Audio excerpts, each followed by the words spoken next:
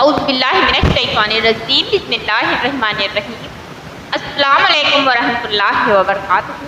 حضرت عمرو بن مرہ جہنی صلی اللہ علیہ وسلم کو رسول اللہ صلی اللہ علیہ وسلم نے اسلام کی دعوت دی اور فرمایا، عمرو بن مرہ، میں اللہ تعالیٰ کے تمام بندوں کی طرف نبی بنا کر بھیجا گیا ہوں۔ میں انہیں اسلام کی دعوت دیتا ہوں اور میں ان کو حکم دیتا ہوں کہ وہ خون کی حفاظت کریں، یعنی کسی کو ناحق قتل نہ کریں، صلہ رحمی کریں یعنی کہ رحم کریں، ایک اللہ تعالیٰ کی عبادت کرے، یعنی کہ اللہ ایک ہے اس کی عبادت کرے، بتوں کو چھوڑ دیں، یعنی کہ بتوں کی جو پوجا کرتے تھے بتوں کو چھوڑ دیں، بیت اللہ کا حج کریں اور 12 مہینوں میں سے ایک ماہ رمضان میں روزے رکھیں۔ جو ان باتوں کو مان لے گا اسے جنت ملے گی اور جو انہیں نہیں مانے گا اس کے لیے جہنم ہوگی۔ عمرو اللہ تعالی پر ایمان لائے اور تمہیں جنت کی ہولناکیوں سے امن عطا فرمائیں گے۔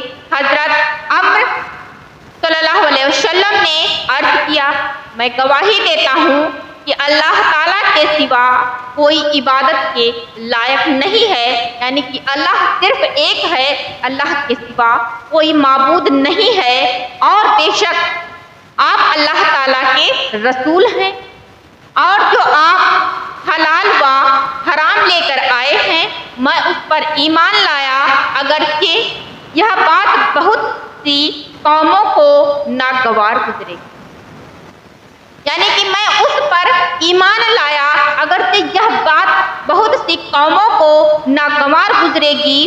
آپ صلی اللہ علیہ وسلم نے خوشی کا اظہار فرمایا اور کہا، عمرو تمہیں مرحبا ہو۔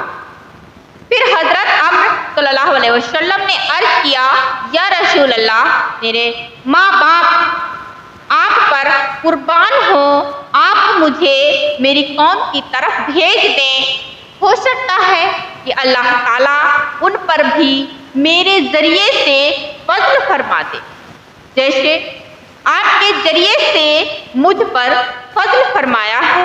چنانچہ آپ صلی اللہ علیہ وسلم نے مجھے بھیجا، یعنی کہ صلی اللہ علیہ وسلم نے مجھے بھیج دیا اور یہ ہدایت دی کہ نرمی سے پیش آنا، یعنی کہ لوگوں سے نرمی کے ساتھ پیش آنا، صحیح اور سیدھی بات کہنا، سخت کلامی اور بدخلقی سے پیش نہ آنا، تکبر اور حسد نہ کرنا، یعنی کہ گھمنڈ نہ کرنا۔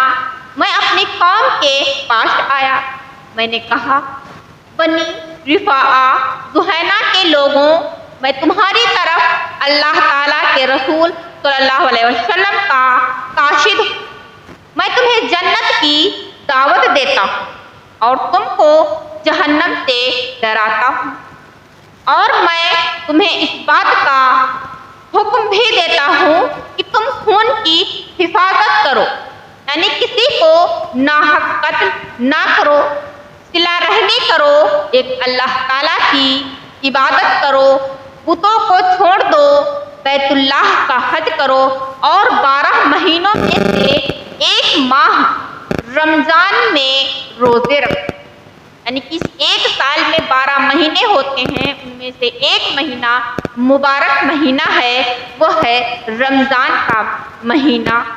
تو رمضان کے مہینے میں 30 روزے رکھو، جو ان باتوں کو مان لے گا اسے جنت ملے گی، اور جو ان باتوں کو نہیں مانے گا اس کے لیے دوزخ ہوگی۔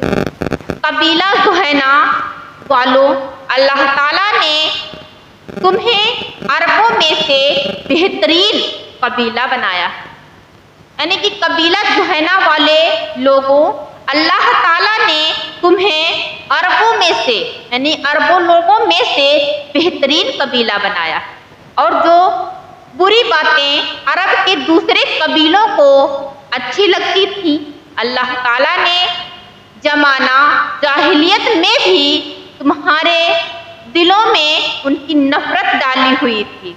मसलन दूसरे कबीला वाले दो बहनों से इकट्ठी शादी कर लेते थे और अपने बाप की बीवी से शादी कर लेते थे। कितना गुनाह है।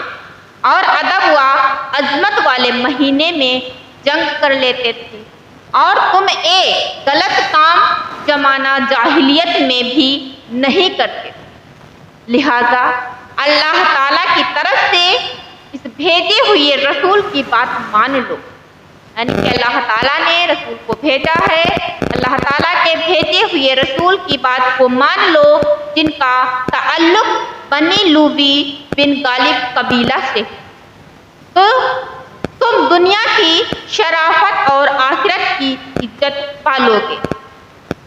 तुम उनकी बात कबूल करने में जल्दी करो, तुम्हें अल्लाह ताला के यहाँ से इस्लाम में पहल करने की फजीलत हासिल होगी। यानी कि तुम्हें अल्लाह ताला के यहाँ से इस्लाम की पहल, यानी कि इस्लाम की पहली तरक्की करने की फजीलत हासिल होगी। चुनांचे उनकी दावत पर एक आदमी के अलावा सारी कौम मुसलमान हो गई। तो अदब व अजमत वाले महीने 4 थे, यानी अदब व अजमत वाले महीने 4 थे जिनमें अरब जंग नहीं करते थे।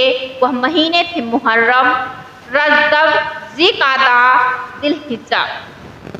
अस्सलामु अलैकुम व रहमतुल्लाहि व बरकातहू।